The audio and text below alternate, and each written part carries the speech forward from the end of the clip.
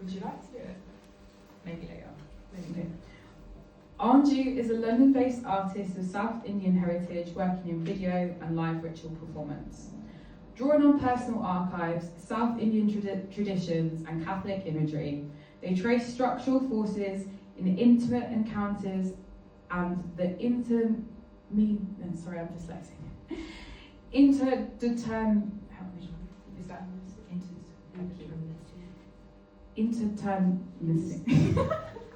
Can you say it? Indeterminate. Wait, what?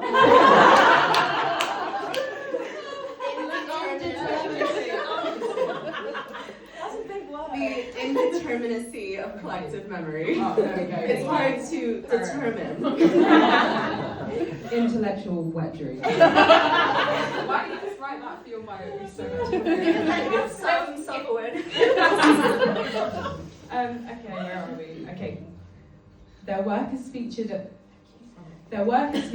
Ugly Duck, Beaconsfield, Greenwich Docklands International Festival, and the Asian Art Museum of San Francisco.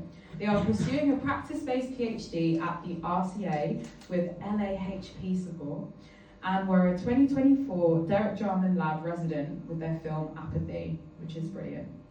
Recent publications include Transience of Coexistence and Still Point Journal, and they will be responding to Speculative Erotic Chaos, which is Sarabi's research, and then their own research, Language as Fetish. Is it right?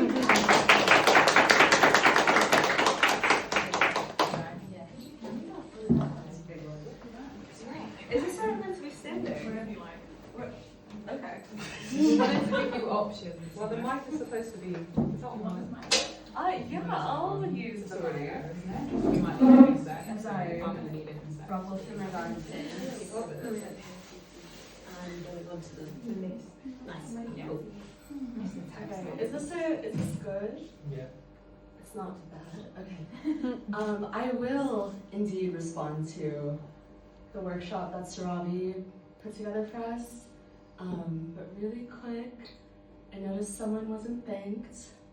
Because I suppose it would be strange to thank yourself. But thank you, Maz.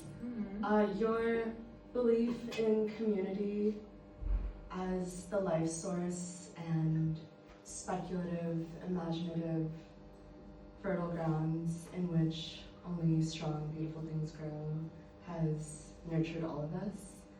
And the moments that we are in one of our beds reading each other poems off our phone screens have informed everything. So thank you.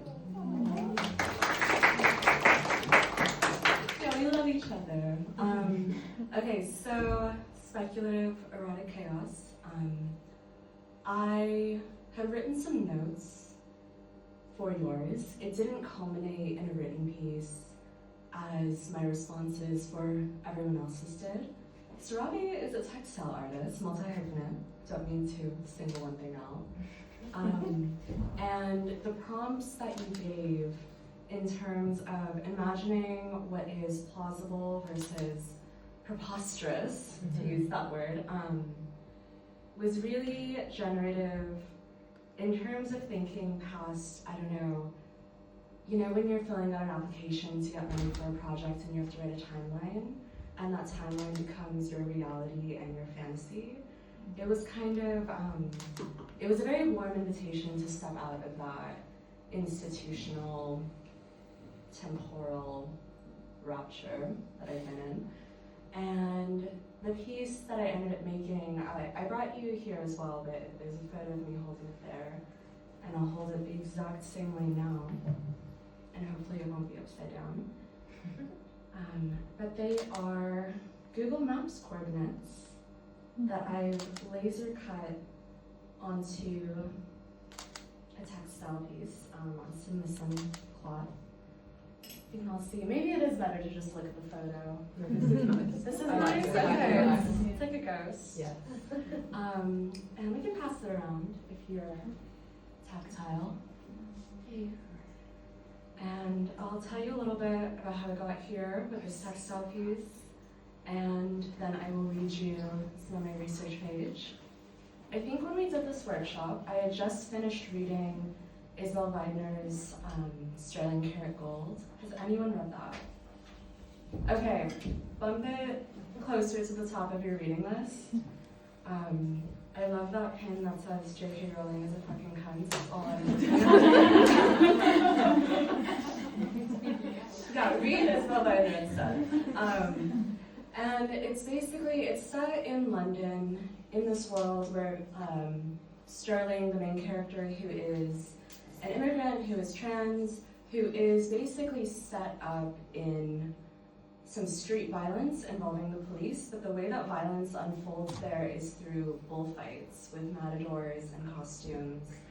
And I'm gonna skip a lot of the plot in the interest of time, but something about this book is that they use a spaceship and they use Google Earth to time travel. And because it's Google Earth, they go to the place and they can go anywhere as long as it's captured on Google Earth Street View. And they get there and the buildings are inaccessible and everything is flat because it's like you're walking around on Street View.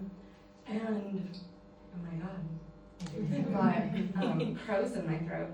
And yeah, I was thinking a lot about that feeling of accessing somewhere that to me is more potent in my digital memories rather than the tactile sensorial ones.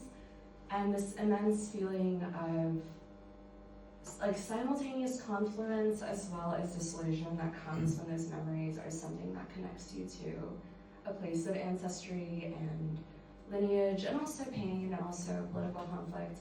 And so those are the coordinates of where my matrilineal side is buried in my family's hometown in Madurai, which is Tamil Nadu, South India.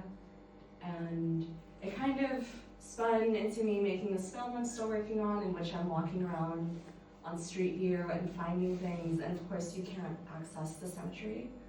And so, yeah, thank you for facilitating that and putting me on this cloth journey. And is now a good time for me to read my research.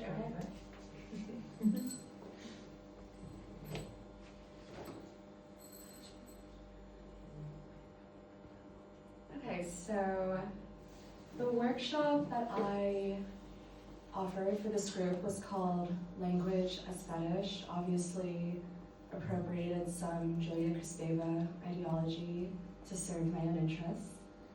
And the question that I asked the group was very informed by this book called Time is the Thing a Body Moves Through by T. Fleischman, who in that book asks, who are you speaking to? And are we at our core not just speaking to one person? And this is not my response to that prompt, this is the description of my overall research, and it's the same as you're seeing up there, so maybe we could all read it at the same time. We won't do that. It's like karaoke. I just want to speak the same language as someone. A micro-dialect where we absorb each other's rhythms of speech, intonations that betray where we grew up, cryptophagia spun from books we exchange and underline passages in, hoping the other will read them. In Desire and Language, a semiotic approach to literature and art, Julia Kristeva examines language as a fetishistic object. Not fetishistic as in dark rooms and pony play, but in the post-structuralist sense of the word.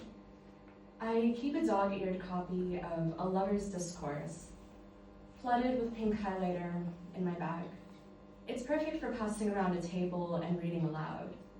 I dare to watch as somebody performs young Werther's romantic self-destruction, not dropping my gaze as they inevitably stumble on Barth's labyrinthine syntax. I'm stumbling on my own right now. Barth argues that language constructs myth.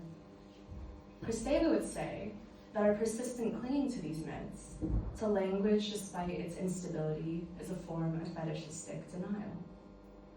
As my research progressed, I deviated from the teachings of Sorbonne alumni.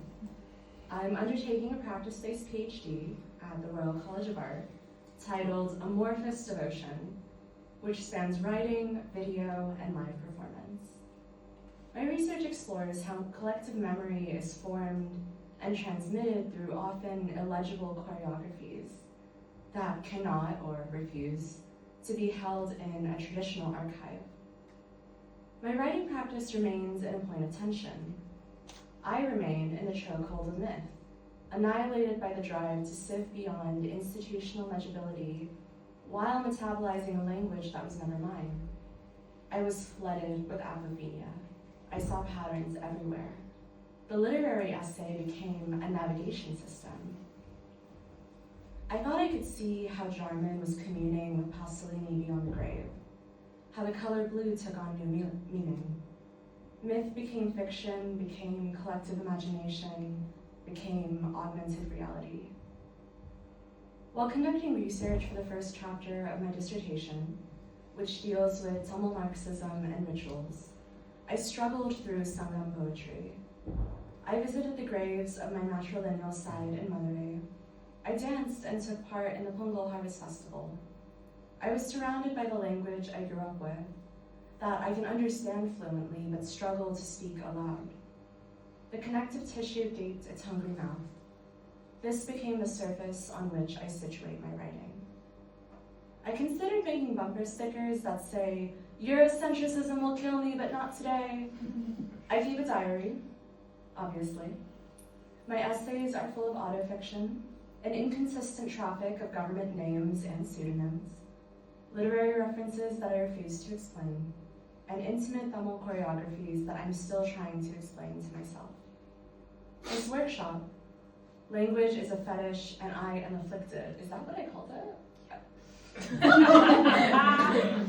Cool. Full title. Language is a Fetish and I Am Afflicted is my attempt to embrace the tensions within this futile yet necessary grasp for connection.